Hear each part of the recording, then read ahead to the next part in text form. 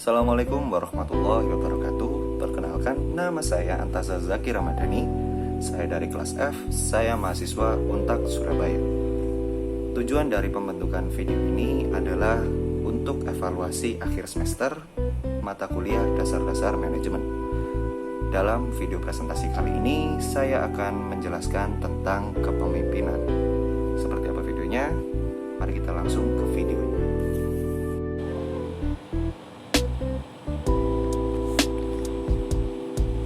Definisi kepemimpinan. Kepemimpinan atau leadership merupakan ilmu terapan dari ilmu-ilmu sosial. Sebab prinsip-prinsip dan rumusannya diharapkan dapat mendatangkan manfaat bagi kesejahteraan manusia. Ada banyak pengertian yang dikemukakan oleh para pakar menurut sudut pandang masing-masing. Definisi-definisi tersebut menunjukkan adanya beberapa kesamaan.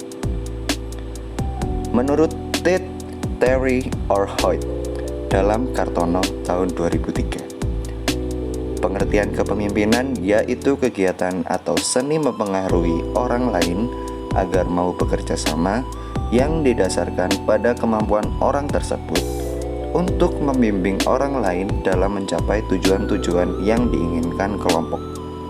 Sedangkan menurut Young dalam Kartono tahun 2003, pengertian kepemimpinan yaitu bentuk dominasi yang didasari atas kemampuan pribadi yang sanggup mendorong atau mengajak orang lain untuk berbuat sesuatu yang berdasarkan penerimaan oleh kelompoknya dan memiliki keahlian khusus yang tepat bagi situasi yang khusus.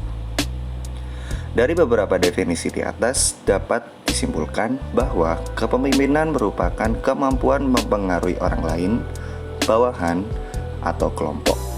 Kemampuan mengarahkan tingkah laku bawahan atau kelompok, memiliki kemampuan atau keahlian khusus dalam bidang yang diinginkan oleh kelompoknya untuk mencapai tujuan organisasi atau kelompok.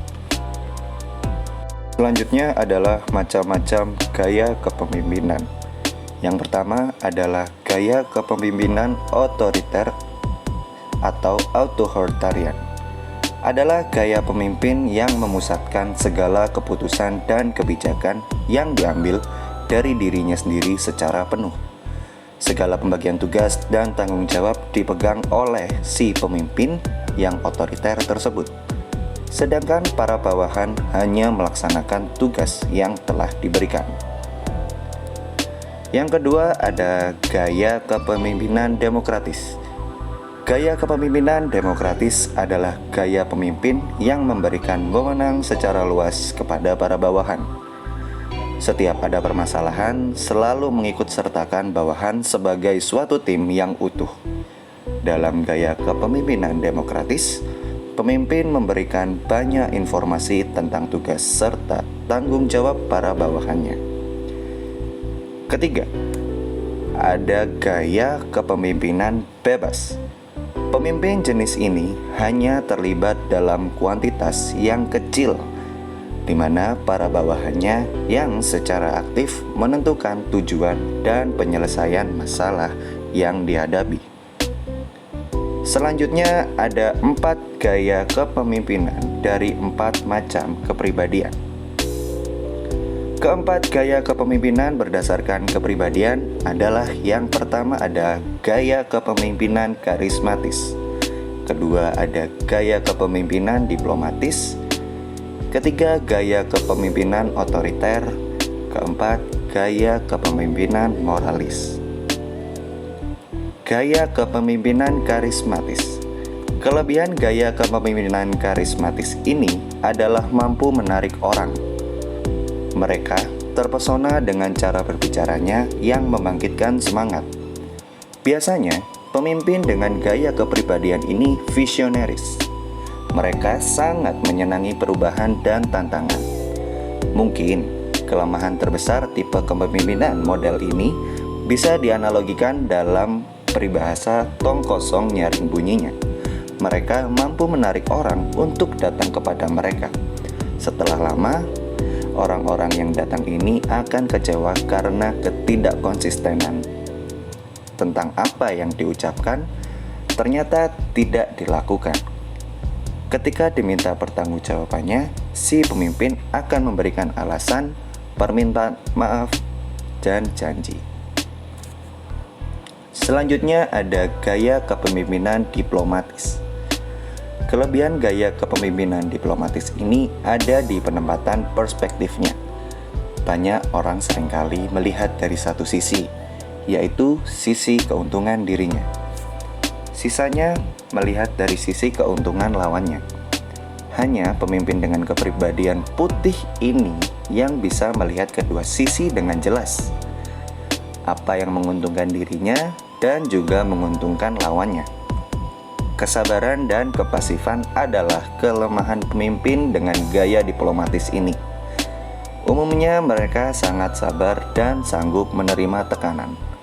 Namun, kesabarannya ini bisa sangat keterlaluan.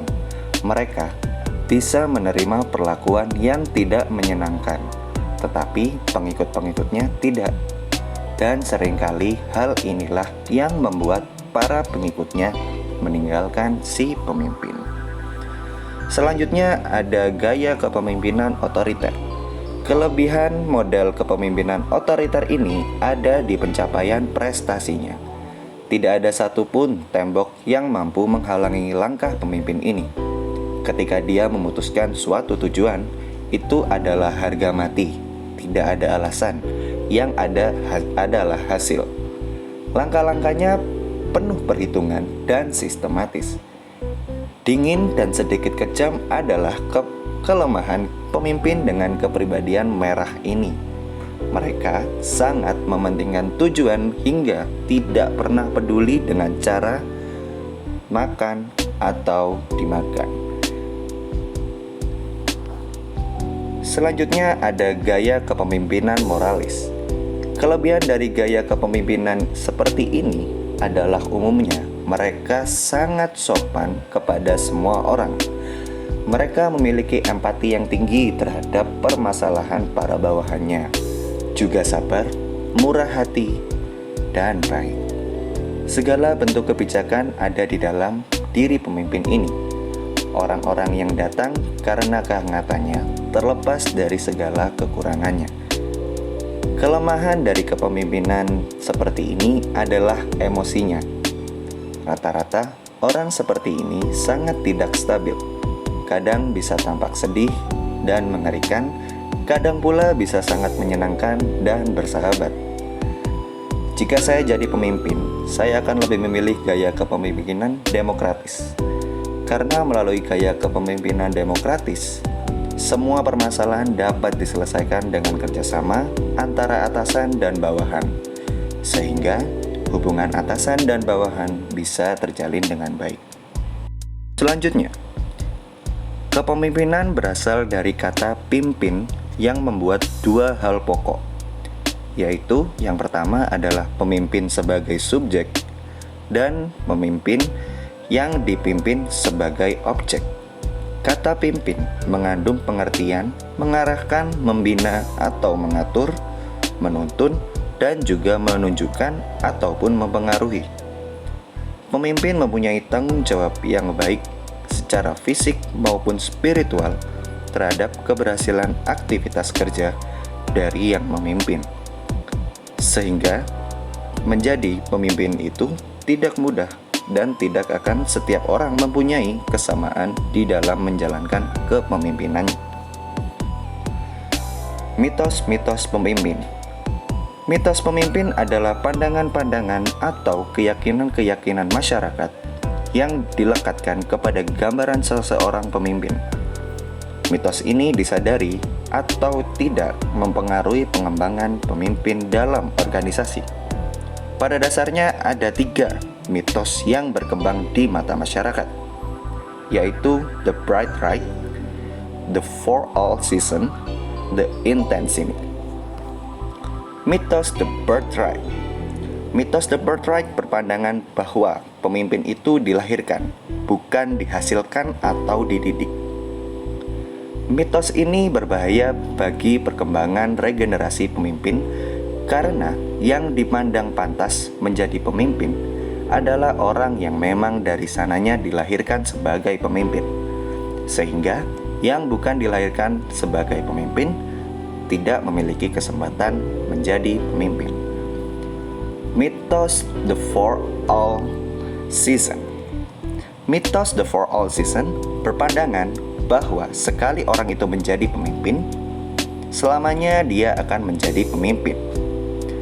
Pada kenyataannya, keberhasilan seseorang pemimpin pada suatu kondisi dan kondisi tertentu belum tentu bisa sama dengan situasi dan kondisi lainnya. Selanjutnya ada mitos the intensity. Berpandangan bahwa seseorang pemimpin harus bisa bersikap tegas dan galak, karena pekerja itu pada dasarnya baru akan bekerja jika didorong dengan cara yang keras. Pada kenyataannya, kekerasan mempengaruhi peningkatan produktivitas kerja hanya pada awal-awalnya saja. Produktivitas seterusnya tidak bisa dijamin. Kekerasan pada kenyataannya justru dapat menumbuhkan keterpaksaan yang akan dapat menurunkan produktivitas kerja. Peran pemimpin. Yang pertama adalah menciptakan visi, membangun tim, memberikan penugasan, mengembangkan sumber daya manusia, dan memotivasi. Mempunyai suatu konsep yang baik sehingga dalam menjalankan kepemimpinannya, pemimpin mempunyai garis besar atau panduan dalam mencapai tujuan yang dicita-citakannya. Prinsip dari karakter pemimpin. Yang pertama, pemimpin adalah seseorang yang belajar seumur hidupnya. Yang kedua, berorientasi pada pelayanan. Yang ketiga, membawa energi positif. Dan yang keempat, berorientasi menciptakan generasi penerusnya. Seseorang pemimpin yang belajar seumur hidupnya tentu memiliki pengalaman yang baik maupun yang buruk dalam hidupnya sebagai guru dari kehidupan. Seorang pemimpin haruslah melayani dan bukan dilayani. Seorang pemimpin juga selalu ikhlas dan sabar dalam menghadapi segala situasi. Berorientasi untuk menciptakan generasi pemimpin seperti mengadakan pelatihan, konseling, dan lain sebagainya. Bila ingin memimpin, kenali 6 hal ini. Yang pertama adalah kenali diri sendiri. Kenali situasi yang akan dihadapi, memilih gaya yang sesuai dengan situasi tersebut, memenuhi kebutuhan tugas, memenuhi kebutuhan kelompok, dan memenuhi kebutuhan individu. Disarankan untuk Anda para calon pemimpin, yang pertama sering mengkaji situasi bawahan, tugas, maupun organisasi. Yang kedua harus lebih luas, mahir, dan lebih fleksibel dalam berbagai keterampilan. Yang terakhir, lebih memperhatikan, mempertimbangkan, dan memodifikasi unsur-unsur pekerjaan bawahan guna memperoleh tingkat kenyamanan dan kesesuaian yang lebih mereka sukai. Selanjutnya adalah tantangan dan penutup. Yang pertama, latihan dan pengalaman sangat penting untuk menimbulkan perspektif baru dalam diri seorang pemimpin. Seperti contoh adalah pengambilan keputusan, kebanggaan dan penolakan, ambisi pribadi, dan juga keinginan sepihak. Yang kedua, sangat disarankan untuk mencapai keseimbangan antara proses pengembangan pribadi dan intelektual dibandingkan dengan emosi. Faktor ini sangat penting dalam mengendalikan situasi. Dan yang terakhir adalah peningkatan diri dalam pengetahuan, keterampilan, dan sikap. Hal-hal tersebut sangatlah dibutuhkan oleh seorang pemimpin karena seseorang pemimpin haruslah seimbang antara IQ, kecerdasan intelektual, EQ, kecerdasan emosional, dan SQ, kecerdasan spiritual. Sekian presentasi dari saya. Apabila ada kesalahan penggunaan kata, kesalahan penyampaian materi, harap maklum. Akhir kata, tetap di rumah, tetap jaga kesehatan, dan sampai jumpa. Assalamualaikum warahmatullahi wabarakatuh.